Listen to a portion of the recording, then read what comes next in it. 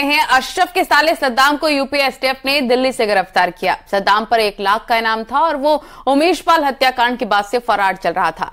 अब सद्दाम तो पुलिस की गिरफ्त में आ गया है। जल्दी ही गुड्डू बमबाज और अत्ती की पत्नी शाइस्ता भी सलाखों के पीछे होगी।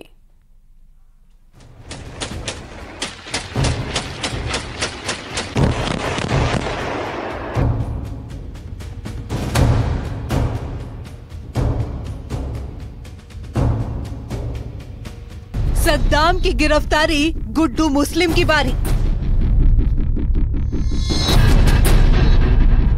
राज खोलेगा सद्दाम, शाइस्ता भी होगी अरेस्ट।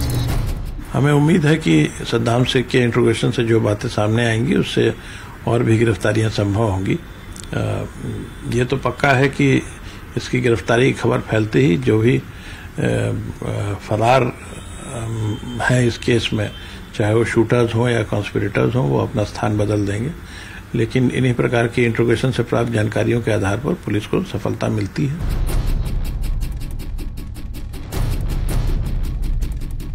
गुड्डू मुस्लिम 5 लाख का इनामी, शूटर साबिर 5 लाख का इनामी, शाइस्ता परवीन 50,000 की इनामी।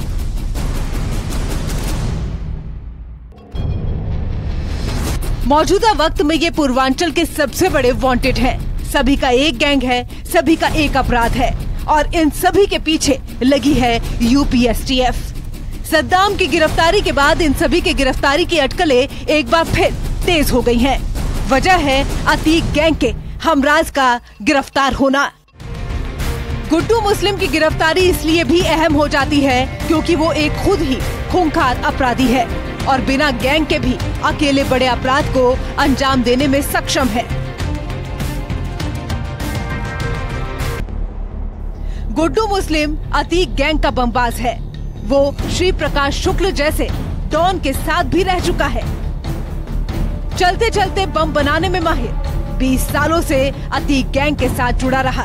फिलहाल फरार और 5 लाख का इनामी है। एसटीएफ चीफ अमिताभ यश गुड्डू मुस्लिम को एक बेहद खूंखार अपराधी मानते हैं। क्या सद्दाम उगलेगा गुड्डू मुस्लिम का राज? क्या गुड्डू मुस्लिम के ठिकाने का पता मिल गया? फिलहाल एसटीएफ के सामने सबसे बड़ा सवाल उन अपराधियों को क्रैकडाउन करने का है जो उमेश पाल शूटआउट में सीधे तौर पर शामिल रहे हैं। इनमें कई शूटर्स भी शामिल हैं, जैसे कि गुड्डू मुस्लिम 5 लाख का इनामी, शूटर साबिर 5 लाख का इनामी, उस्मान छर्रा 5 लाख का इनामी, शाइस्ता परवीन 50,000 की इनामी।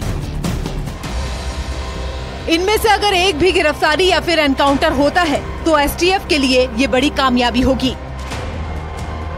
इन खूंखार अपराधियों के अलावा अतीक गैंग की वुमेन ब्रिगेड भी अब तक फरार चल रही है, जिसके पीछे पुलिस की तमाम टीमें लगी हुई हैं, जैसे कि शाइस्ता परवीन, अशरफ की बीवी जैनब, अतीक की बहन आयशा और अतीक की भांजियां उंजेला और मंतशा। ये पूरी महिला ब्रिगेड अभी वांटेड है, लेकिन सद्दाम की गिरफ्तारी के बाद इस गैंग को क्रैक डाउन करने की उम्मीद बढ़ी है। अगर सद्दाम ने एक भी राज उगला, एक भी कड़ी जुड़ी, तो अतीक गैंग के सभी भगोड़ों का अपने अंजाम तक पहुंचना तय है। Bureau report, news 18।